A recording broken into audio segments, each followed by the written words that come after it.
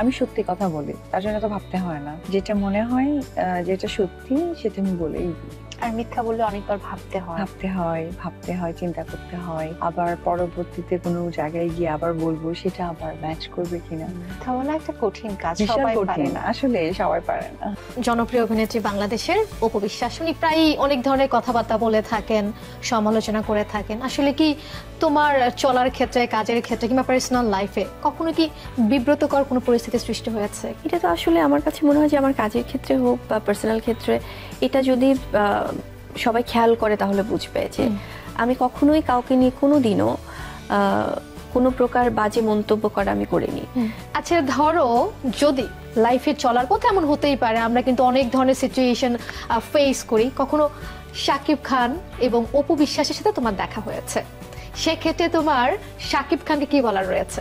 আমাদের যেটা হয় যখন আমরা একসাথে হয় না, অনেক সময় অনেক বাচ্চাদেরকে নিয়ে আমরা একসাথে দেখা করছি বা বাসায় যাচ্ছি শাকিব খানের, বা ওইখানে আমরা সবাই একসাথে গেট টুগেদার করছি, তখন তো ওখানে দেখা গেছে যে আমি বাচ্চাকে নিয়ে, আমি শাকিব একসাথে আমরা রুমে টাইম স্পেন্ড করছি, তো সেখানে হয়তো মানে উনিও এসেছে।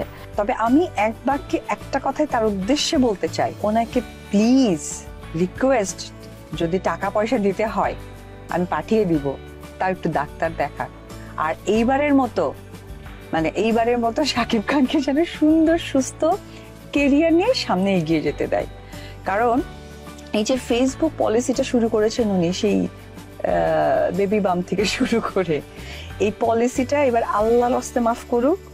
আর ওনার চিকিৎসার জন্য, উন্নত চিকিৎসার জন্য যে দেশে যেখানে এয়ার অ্যাম্বুলেন্সে যদি যেতে চায়, আমি তারপরও যত কোটি টাকা লাগুক আমি দিয়ে ওনাকে চিকিৎসা করাতে চাই। এই দায়িত্ববোধটা আমি নিজেই নিলাম। আমার মনে হয় এই কথার পর অনেক জায়গায় ক্যাপশন হবে, অপু বিশ্বাস আর্থিক সহযোগিতা প্রদান করতে চায় না বুবলিকে।